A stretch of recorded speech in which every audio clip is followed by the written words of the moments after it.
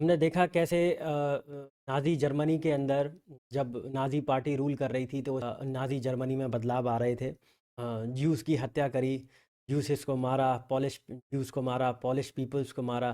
तो Nazi party के सत्ता में आने के बाद में काफ़ी कुछ बदलाव हुए Nazi Germany Adolf Adolf Hitler की लीडरशिप के अंडर। और उस टाइम पर ज्यूज़ की कंडीशंस क्या रहीं, हमने देखा कि मिलिट्री में क्या-क्या चेंजेस आए थे, फॉरेन रिलेशंस एडोल्फ हिटलर के कैसे थे, है ना? इन सब चीज़ों के बारे में हमने डिस्कस किया। आज जो हम लोग डिस्कस करने वाले हैं वो है कि उस टाइम पर वुमेन की कंडीशन नाज़ी जर्मनी के अंदर क्या थी? नाज़ी पार्टी किस हिसाब से नाज़ी पार्टी जो गवर्न कर रही थी, सुप्रीम अथॉरिटी थी जर्मनी के अंदर, तो उस टाइम पर मदरहुड की कंडीशंस क्या थी? नाज़ी की विचारधारा मदरहुड के लिए कैसी थी? नाज़ी का नाज़ी का पॉइंट ऑफ व्यू मदरहुड के लिए क्या था उस टाइम पर? उनकी सोच क्या थी मदरहुड के लिए, है ना? मातृत्व के लिए आखिर सोच क्या थी? तो इसके बारे में हम लोग स्टडी करेंगे आज। चलिए अब स्टार्ट करते हैं। Children in Nazi Germany were repeatedly told that women were radically different from man. अब इसका मतलब क्या हुआ? इसका मतलब ये हुआ कि बचपन से ही बच्चों को नाज़ी जर्मनी के अंदर जो बच्चे हुआ करते थे, जर्मनी के जो बच्चे हुआ करते थे, उनको वहाँ के बच्चों को ये चीज़ बताई जाती थी कि वुमेन जो हैं वो मैन से बिल्कुल डिफरेंट हैं। एक फंडामेंटल डिफरेंस रहता है। वुमेन और मैन के बीच में काफ़ी बड़ा डिफरेंस है। The fight for equal rights for men and women that had become part of democratic struggles everywhere was wrong and it would destroy society. अब यहाँ पर इनका मानना था, नाज़ी जर्मनी की आइडियोलॉजी के अकॉर्डिंग अगर हम लोग देखें, कि जो ये देश विदेश में इक्वल राइट्स के बारे में बात हो रही है, मैन और वुमेन के इक्वल राइट्स के बारे में बात हो रही है, ये जो कि डेमोक्रेटिक स्ट्रगल्स के अधीन आ रहा है, ये पूरी तरह से गलत है। यहाँ पर इस तरीके से अगर हम ये डिफरेंस नहीं मानेंगे मैन और वुमेन का, तो नॉर्मल सी बात है, इसमें जो सोसाइटी है उसमें हम लोगों को एक डिस्ट्रक्शन देखने को मिलेगा और सोसाइटी जो है पूरी तरह से ख़त्म हो जाएगी। अब इनका मानना था कि रियलिटी में ऐसा कुछ भी नहीं है। अगर हम हिंदू वेदों के अकॉर्डिंग देखें, तो जहाँ पर नारी का सम्मान ना हो या फिर नारी को बराबरी का दर्जा ना दिया जाए, तो ऐसे में हम लोग कहते हैं कि वो सोसाइटी कभी भी सक्सेस की तरफ नहीं बढ़ती, कभी भी आगे नहीं बढ़ सकते लोग वहाँ। नेक्स्ट पॉइंट है इसमें, why boys were taught to be aggressive, masculine, steel hearted, girls were told that they had to become good mother and rare pure blooded Aryan children. अब यहाँ पर लड़कों को इस तरीके से बताया जाता है कि तुम्हें एग्रेसिव होना है, तुरंत एकदम चेहरे पर गुस्सा झलकना चाहिए, है ना? मैस्कुलिन होना चाहिए, मतलब वही आपको एकदम हस्की बियर्ड रहनी चाहिए, आपकी जो फिज़िकली एकदम स्ट्रॉन्ग दिखना, और मैनली आपकी क्वालिटीज़ जो हैं वो होनी चाहिए। स्टील हार्टेड मतलब बिल्कुल एकदम पत्थर दिल होना, कि मतलब कहीं भी हम लोगों का इमोशंस से कोई भी फ़र्क नहीं पड़ रहा है, कोई भी फ़र्क नहीं पड़े, है ना? लड़कों को कोई इन इमोशन से, सेंटिमेंट से कोई ज़्यादा फ़र्क ना पड़े। तो नॉर्मल सी बात है ये, अगर हम लोग देखें इसको, तो ये जो नाज़ी जर्मनी, जो हिटलर की अगर हम लोग विचारधारा देखें, तो उसका मकसद ही ये था कि लड़कों को इस तरह से तैयार किया जाए कि अगर कल को इनको डिफेंस में हम लोग ढकेलते हैं या फिर फोर्सेस में हम लोग इंक्लूड करते हैं, तो इनको बिल्कुल भी कहीं से भी घबराहट ना हो दूसरे को मारने में। सेम चीज़ अगर हम Jews, Polish people, Russian peoples पर अगर हम लोग अत्याचार कर रहे हैं, तो पूरी तरह से ये बिना किसी बेझिझक बेझिझक ये आराम से उन पर अटैक कर सकें, उनको मार। सेम चीज़ अगर वहीं पर हम लोग देखें, गर्ल्स के लिए कहा गया to become good mothers and rear pure blooded Aryan children, है ना? तो एक अच्छी माँ बने, और अच्छी माँ बनने के साथ साथ यहाँ पर आपकी एक ये जिम्मेदारी है, उन जो प्योर ब्लडेड आर्यन हैं, तब जो प्योर जिनका खून है, आर्यन ब्लड के हैं, ऐसे बच्चों की आपको परवरिश करनी है, उनकी देखरेख करनी है, उनको नर्चर करना है। नेक्स्ट है, girls had to maintain the purity of race. तो अब यहाँ पर प्योरिटी ऑफ रेस से यहाँ पर क्या मतलब? सबसे पहली चीज़, ये गर्ल्स ही हैं जो कि एक्चुअल में किसी भी लाइफ को एग्जिस्टेंस में लेकर आती हैं। तो बर्थ हो रहा है बेबी का, वो किसकी वजह से हो रहा है? गर्ल्स की वजह से हो रहा है। अब बेबी बेबी बॉय हो चाहे गर्ल हो, है ना? तो अब सबसे पहली चीज़, अगर आप खुद आर्यन हैं, किसी आर्यन के साथ में सेक्सुअल रिलेशनशिप में आती हैं, तब आगे आगे की जो प्रोजेनी होगी वो आर्यन रहेगी। तो सबसे पहली चीज़ उन्होंने ये कंडीशंस रख दी, distance themselves from the Jews. तो ज्यूस से आपको दूर रहना है, ज्यूस से आपको दूर रहना है। लुक आफ्टर द होम, घर में जो काम काज है उनको देखना है, ठीक है? And teach their children Nazi values, ठीक है? तो अब नाजी वैल्यूज़ क्या है? जो एक्चुअल में नाजी प्रोपेगेंडा है, उन्होंने जो अपनी रूल्स रेगुलेशंस बताए हैं, आखिर नाजी जर्मनी को क्या चाहिए, नाज़ी जर्मनी में हम लोग देखें तो आर्यंस जो हैं वो सबसे सुप्रीम रेस है, एक फॉरवर्ड रेस है। तो ये वैल्यूज़ आपको बतानी है कि आप सबसे सुप्रीम हैं, और चिल्ड्रंस को बचपन से ही ये चीज़ दिमाग में डालनी है कि आप ग्रेट हैं। और जो दूसरे कम्युनिटी के लोग हैं, ज्यूज़ हैं, पॉलिश हैं, रशियन हैं, ये सब ग्रेडेड, डाउनग्रेडेड, मतलब हम लोग कह सकते हैं कि सब ह्यूमंस हैं, है ना? They had to be bearers of the Aryan culture and race. They had to be the bearers of the Aryan culture and race. तो अब यहाँ पर बियरर्स क्या है? बियरर्स एक्चुअली अगर आप देखो तो कॉमनवेल्थ नेशंस में बियरर रहता है, तो जहाँ पर हम देखते हैं कि एक मशाल लेकर आगे जाता है। तो अब आर्यन कल्चर जो है उनका, जो ट्रेडिशंस हैं, उनके जो खुद के कल्चर्स हैं, उनको आपको प्रमोट करना है।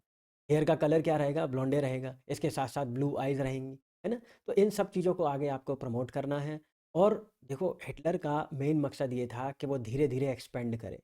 तो वो चाहता था कि, और इसके साथ साथ इसीलिए वो हमेशा जो लोगों को ये बताता रहता था कि आर्यन रेस जो है वो सुप्रीम है, और ये एक्चुअल में रूल करने के लिए बनी है। तो ये कभी रुकने वाली रेस नहीं है, कहीं भी रुकेगी नहीं, बस कंटिन्यूअसली एक्सपेंशन करती रहेगी, है ना? और वर्ल्ड में सबसे सुप्रीम रेस है। ये सब चीज़ें बताई जाती थी। अब नेक्स्ट पैराग्राफ पर अगर हम लोग आएँ, इन 1933 Hitler said, "in my state the mother is the most important citizen." अब अगर आप देखें तो 1933 में जब वो चांसलर बना था, ये उस समय की बात है। "In my state the mother is the most important city." तो मदर जो है वो सबसे इम्पोर्टेंट है ना? और सबसे इम्पोर्टेंट नागरिक है।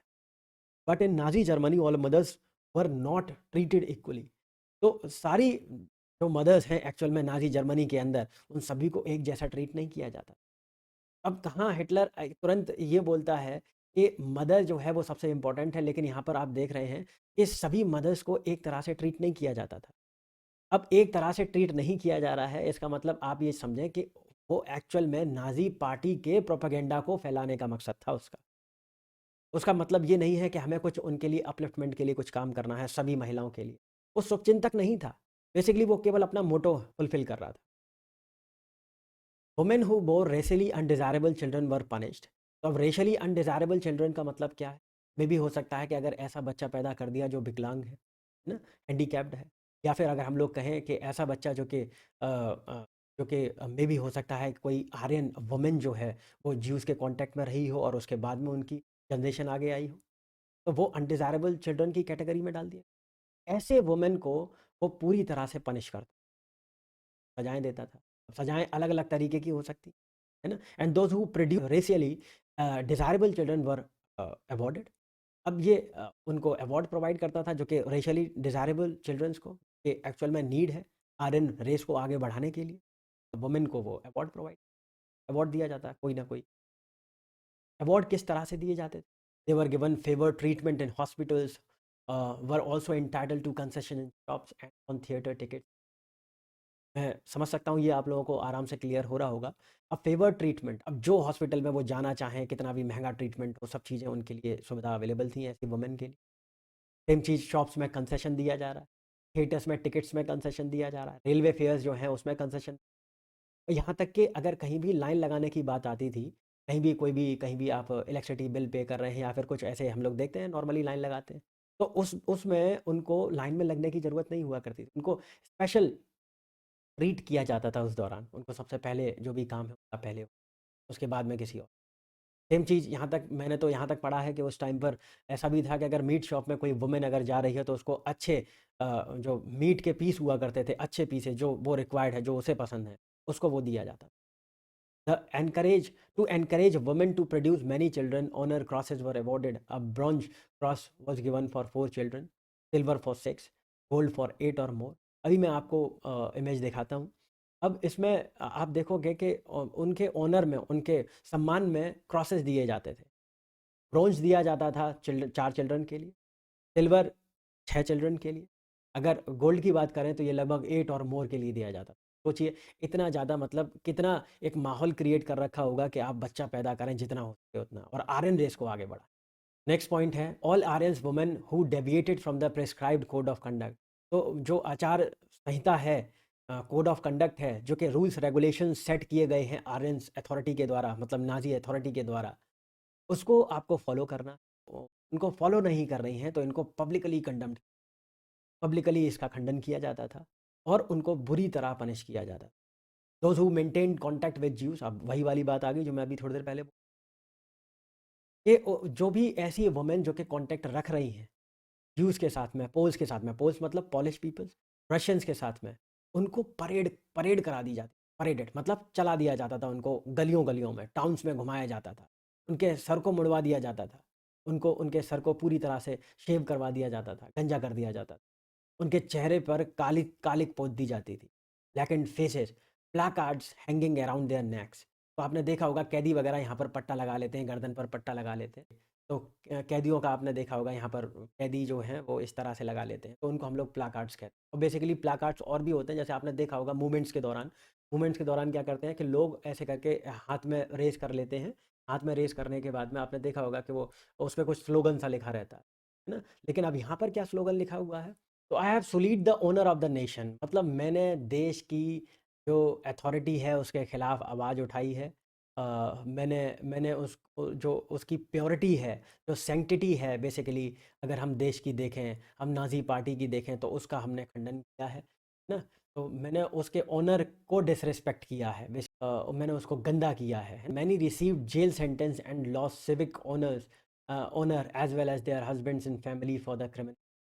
तो अब इनको काफ़ी औरतों को तो जेल में भी डाल दिया जाता था, और जो सोसाइटी में जो उनका एक रिस्पेक्ट हुआ करता था, सिविक ऑनर जैसे हम लोग बोलते हैं, सोसाइटी में जो तो कोई भी सम्मान प्राप्त अगर हुआ है कभी, तो वो भी उनसे छीन लिया जाता था। इसके साथ साथ हम देखते हैं कि उनके हस्बैंड्स को, उनकी फैमिलीज़ को से भी उनको अलग कर दिया जाता था, और इसको क्रिमिनल ऑफेंस के तौर पर देखा जाता था, क्राइम के तौर पर देखा जाता था। मतलब आप अथॉरिटी के अगेंस्ट गए हैं, जो रूल्स रेगुलेशंस कहते हैं उनके अगेंस्ट आपको फाइन किया जाएगा या फिर पनिश किया जाएगा।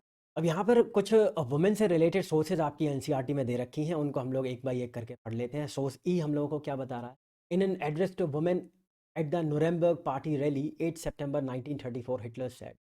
तो उस टाइम पर नुरेमबर्ग एक सिटी का नाम है, आप लोग जानते होंगे, जर्मनी के अंदर है। रैली कंडक्ट कराई गई थी। हिटलर ने उस रैली में क्या बोला था, we do not consider it correct for the women to interfere in the world of man. ठीक है, कहने का मतलब यहाँ पर दायरे तय करे जा रहे हैं कि वुमेन का पार्ट कितना है सोसाइटी के अंदर, और मैन का पार्ट कितना है सोसाइटी के अंदर। और मैन और वुमेन की लाइफ बिल्कुल डिफरेंट है, और कहीं से भी वुमेन को ये राइट नहीं है कि वो मेल के लाइफ में इंटरफेयर मेल के लाइफ में इंटरफेयर करे, उसके काम काज में इंटरफेयर करे, कहीं प्रॉब्लम क्रिएट करे, तो ऐसा नहीं होगा। We consider it natural that these two worlds remain distinct. वही वाली बात हो गई ना। तो ये दोनों ही जो वर्ल्ड हैं एक्चुअल में इनको सेपरेट रहना है।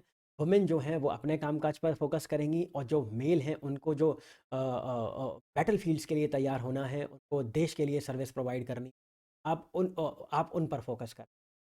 What the man gives in courage on the battlefield, the woman gives in eternal self sacrifice। ठीक है, तो जिस हिसाब से जो मैन हैं वो बलिदान देते हैं बैटल फील्ड पर, अपना योगदान देते हैं बैटल फील्ड पर, एटर्नल सेल्फ सेक्रीफाइस जो है वो वुमेन के द्वारा किया जाता है। उनके पूरी तरह से जो एंडलेस चीज़ें हैं, मतलब सेल्फलेस त्याग जो है, अपना जो सेल्फ सेक्रीफाइस है, अपना बलिदान, वो महिला करती है ना। It in eternal pain and suffering को जो वो सेक्रीफाइस करती हैं, वो काफ़ी बड़ा सेक्रीफाइस, ये ऐसा सेक्रीफाइस है जो एंडलेस है, मतलब हमेशा उसको सराहा जाएगा, उसको उसको अप्रिशिएट किया जाएगा। Every child that women bring to the world is a battle का जो, अब देखिए यहाँ पर पॉजिटिव सेंस में बात करी जा रही है, लेकिन आप ये चीज़ समझिए कहीं ना कहीं यहाँ पर हिटलर का लालच है। हिटलर का लालच है। लालच किस तरीके का है कि प्योर आर्यन रेस हम लोगों को चाहिए, और वो कैसे पॉसिबल है, आर्यन वुमेन के थ्रू, है ना। तो अब यहाँ पर देखिए, every child that women bring to the world is a battle. तो जो बैटल फील्ड पर जो मैन लड़ रहे हैं, सेम केस अगर हम लोग देखें, तो हर बच्चे को इस पृथ्वी पर, मतलब इस दुनिया में लाने के लिए जो वुमेन का कंट्रीब्यूशन है वो भी अपने आप में एक बैटल है। A battle waged for the existence of a people ना। उसके अब आर्यन वुमेन है, तो अब आगे की आने वाली जनरेशन वो कैसी होगी, आर्यन होगी, तो अपने ही लोगों को वो इस विश्व में लेकर आ रही है, इस दुनिया में लेकर आ रही है। सोर्स एफ की बात अगर हम लोग करें, तो Hitler at the Nuremberg party rally 8 September 1934 also said. Nuremberg में पार्टी रैली में उन्होंने एक और बात कही थी, the women is the most stable element in the preservation of a folk. तो जो फोक का मतलब क्या होता है, जहाँ पर हम लोग पीपल्स के बारे में बात करें, जहाँ पर हम उनके लोकल पीपल्स के बारे में बात करें, जो उनका पुराना कल्चर रहा है, उनका ट्रेडिशन रहा है, जैसे हम लोग सुनते हैं कि फोक डांस है, फोक सॉन्ग्स हैं, मतलब रीजनल लेवल पे, मतलब अब हम यहाँ पर किसकी बात कर रहे हैं, हम आर्यंस की बात कर रहे हैं। तो उनका जो फोक है, उनका जो लोकल चीज़ें हैं वो क्या है। तो अगर हम लोग देखें तो प्रिजर्वेशन ऑफ फोक, मतलब जो आर्यन कल्चर है, आर्यन रेस है, उसको प्रिजर्व करने के लिए वुमेन जो है वो एक बड़ी ही स्टेबल एलिमेंट है, बड़ा ही स्टेबल तत्व है। She has the most unerring sense of everything that is important to not let a race disappear because it is her children who would be affected by all this suffering in the first place. Women के लिए कहा जा रहा है कि अपनी नस्ल को बचाने के लिए क्या क्या चीज़ें इंपॉर्टेंट हैं, अपनी रेस को प्रिजर्व करने के लिए क्या क्या चीज़ें इंपॉर्टेंट हैं। Race disappears because it is her children who would be affected by all this suffering in the first place. That is why we have integrated the women in the struggle of the racial community, just as nature and providence have determined so. तो women के बारे में ये कहा जा रहा है कि वो सबसे ज़्यादा सब अच्छी तरह से समझती हैं कि अगर कोई प्रॉब्लम आती है तो सबसे पहले उनके बच्चे जो हैं वो प्रभावित होंगे। ये हैं कि वुमेन का जो एक सोसाइटी के अंदर रोल रहता है, एक कम्युनिटी के अंदर रोल रहता है। सेम चीज़ जैसे कि प्रकृति के अंदर हम लोग देखते हैं कि फीमेल जो हैं वो अपने आप में ही बड़ा इंपॉर्टेंट पार्ट रहती है। तो प्रोविडेंस है, प्रोविडेंस का मतलब क्या हुआ, जो गॉड ने जो क्रिएटिविटी करी है, जहाँ मैन और वुमेन को बनाया है, जहाँ पर दोनों की ही इंपॉर्टेंस है, तो उनके लिए कोई भी अलग नहीं है, सबकी दोनों की इम्पोर्टेंस बराबर है। तो सेम चीज़ यहाँ पर हम देखेंगे कि स्पिरिचुअल पावर कौन है यहाँ पर, यहाँ गॉड है। तो जो स्पिरिचुअल पावर है वो भी इन चीज़ों में भेद नहीं करता। सेम चीज़ नाज़ी जर्मनी जो है, हिटलर की जो आइडियोलॉजी है, नाज़िज़्म जिसे हम लोग कहते हैं, नेशनल सोशलिज़्म, इसमें भी हम लोग उनके संघर्ष को उतनी ही वैल्यू देते हैं जैसे प्रकृति में जो महिलाओं की वैल्यू है। सेम चीज़ जो सुप्रीम पावर ने जिस हिसाब से वुमेन को बनाया है, उनके अकॉर्डिंग जो सब चीज़ें हैं, वही सेम चीज़ हम लोग वुमेन को नाज़ी जर्मनी में देते हैं।